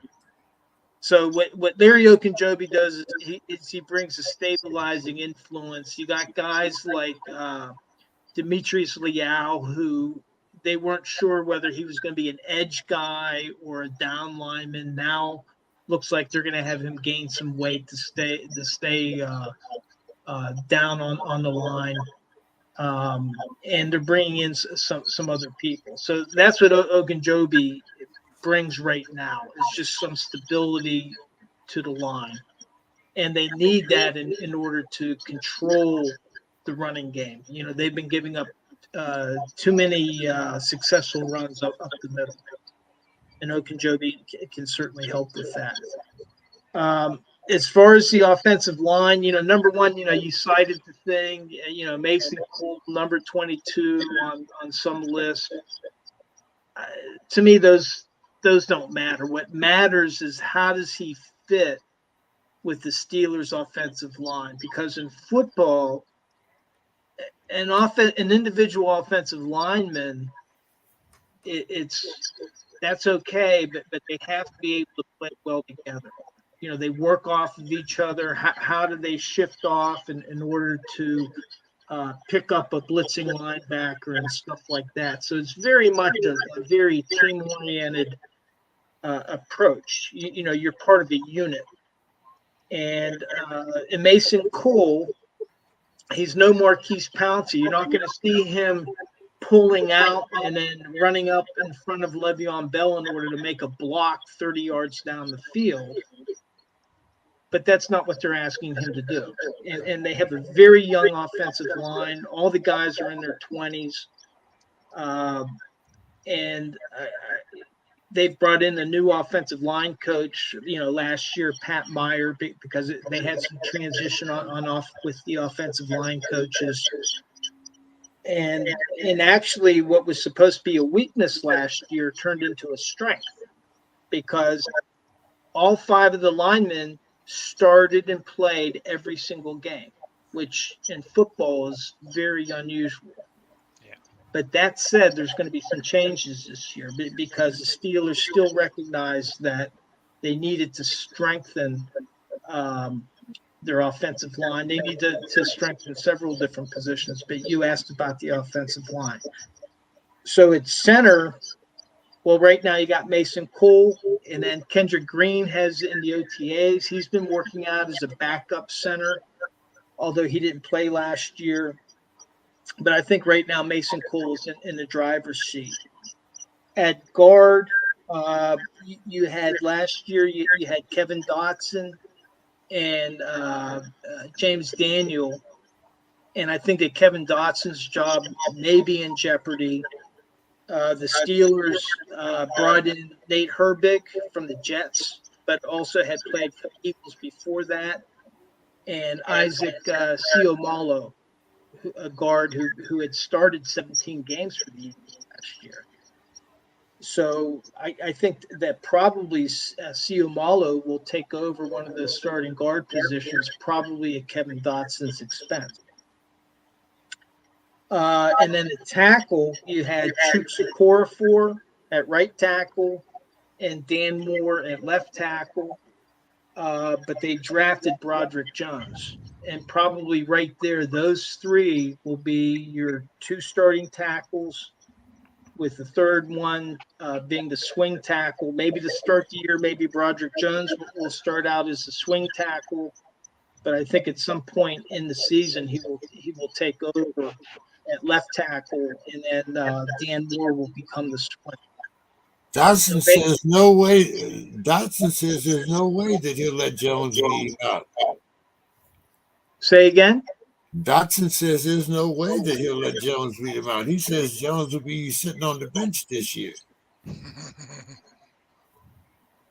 Well, I mean, Dotson's a guard and Jones is a tackle, so they're not even competing for the same position. Dotson's competition will be Ciamalo or Herbig, but probably Ciamalo. And Kevin Dotson's kind of in a tough position. You know, he's at the end of his rookie contract. He did start all last year. He can be a road grader in the run, but you know he did give up some bad penalties, and then he's had some leg issues. You know, where he hasn't been able to finish games. So we'll see what happens. I personally I hope that they keep Dotson. They need the depth, offensive line, because they're not going to get through the season without somebody getting hurt.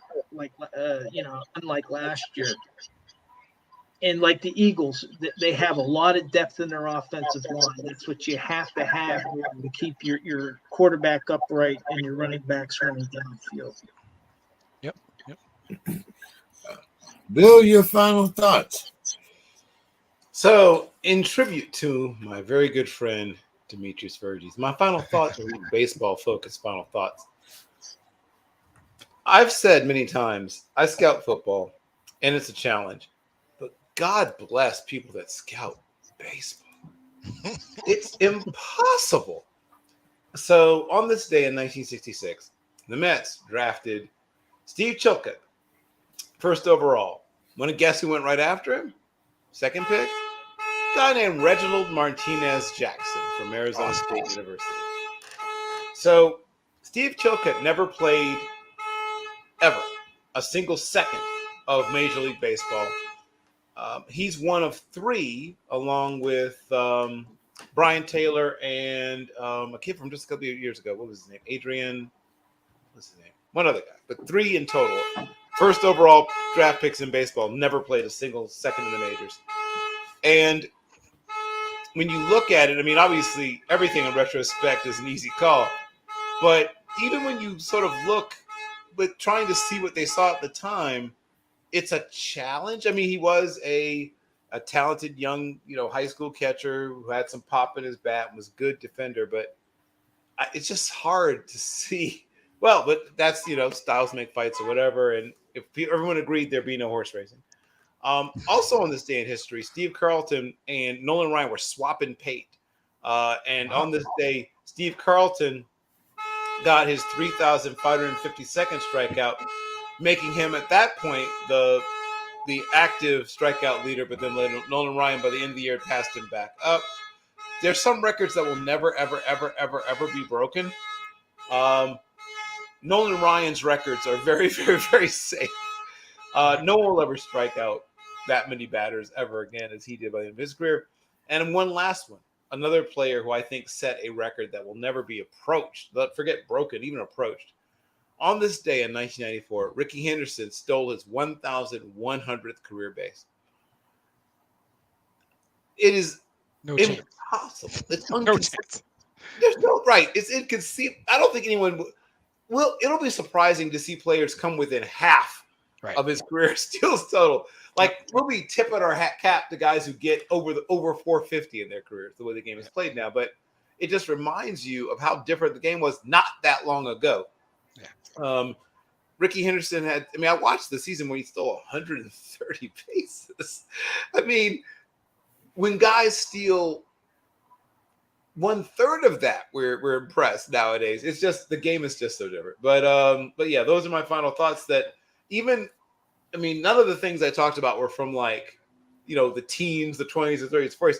But the game has changed so much that, a guy getting 5,000 strikeouts or getting to 1,100 stolen bases in their career, there's no player that we'll ever see again in baseball approach those things. Yeah, totally. Very true. Dave, your final thoughts. Yeah, when we started this evening, we were talking about all the money in sports. When we were talking about Sue had brought up the PGA and the Saudi Golf League, and then also when we were talking about the trade or Andre Hopkins situation, all about money. And earlier this week, I shared an article I'd written about a year or two ago with Bill about Lowell Perry. And Lowell Perry, he was a football player out of Michigan, Demetrius. I know he wore blue, but still a good guy. But as a rookie for the Steelers, he had a devastating injury. That I mean, he shattered his femur, separated across from the hip bone. And Art Rooney, the Steelers owner at the time, he, instead of just letting him go, which they could have back in the 50s, you could just let players go. That was it once they got injured. Instead, once he recovered, they made him a coach, an assistant coach for the team, with the idea that he would come back and eventually, well, he never healed well enough to be able to play again. And what he decided to go is he went to law school. Well, Art Rooney helped pay for his law school. He went back to Michigan. He started at Duquesne University, went back to Michigan. But to help Lowell Perry, he made him a scout for the Steelers when they didn't really have scouts. But they made him a scout so that he could pay. He got some money and that he could continue his law school. Well, long story short, Lowell Perry ended a very successful career, ended up being the Equal Employment Opportunity Commission director under the Ford administration. Wow. He was also one of the charter members of the NFL Charities, which today is called the NFL Foundation. It does all types of charitable works. But Lowell Perry, he died, I think, in around 2001 or 10. He had cancer. But at his funeral, what his daughter said was, quote, "My father used to say that you make a living by what you earn, but you make a life by what you give," unquote.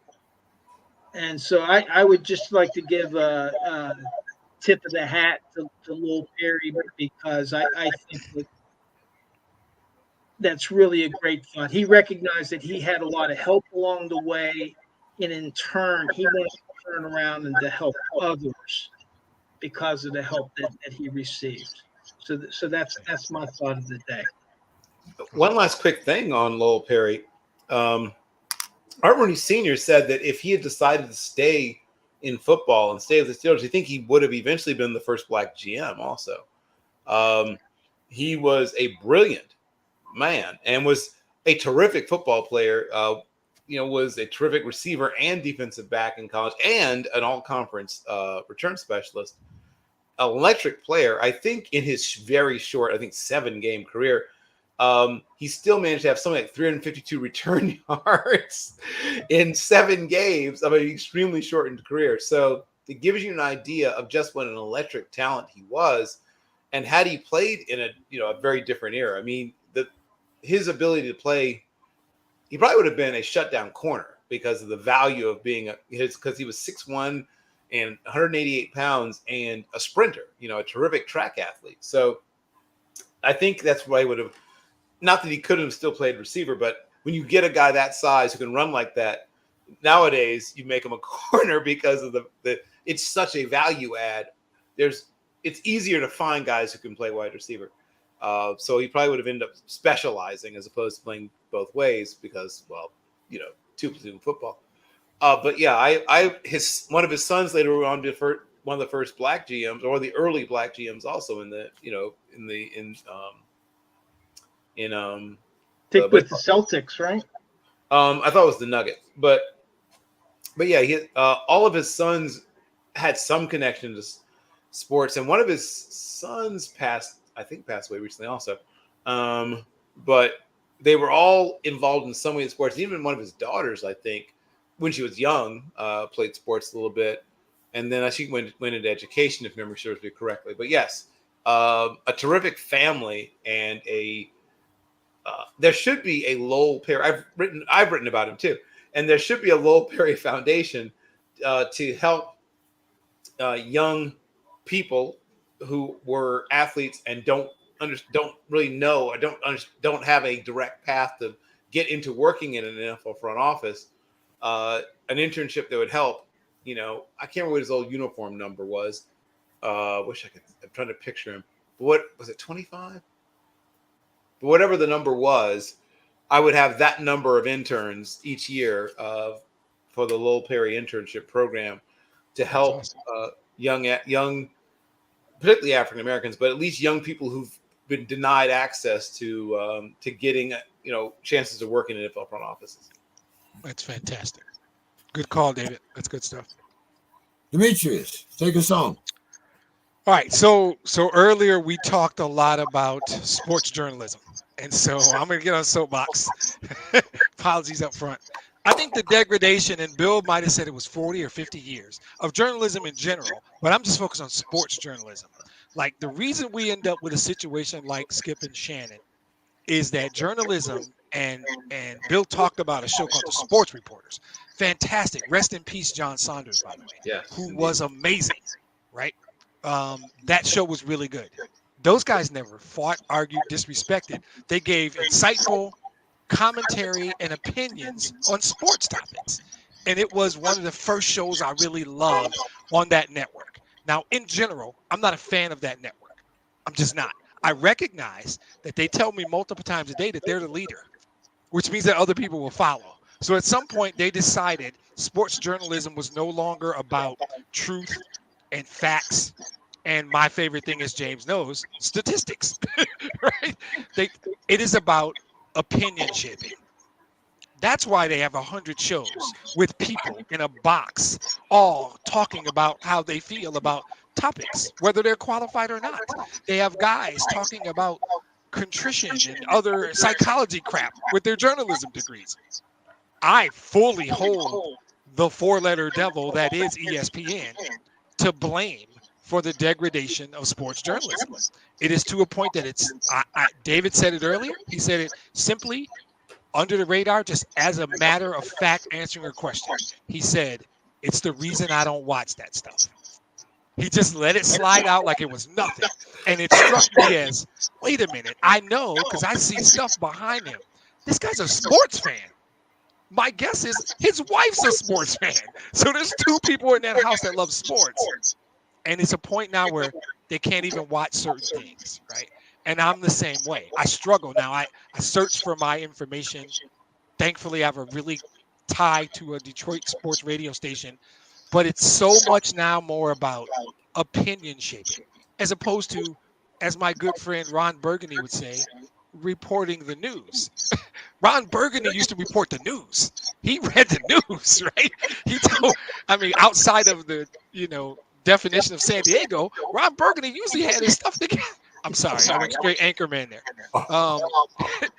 They used to report facts and data and give us stories and allow us to form our own opinions based on the facts. That's not what they do anymore.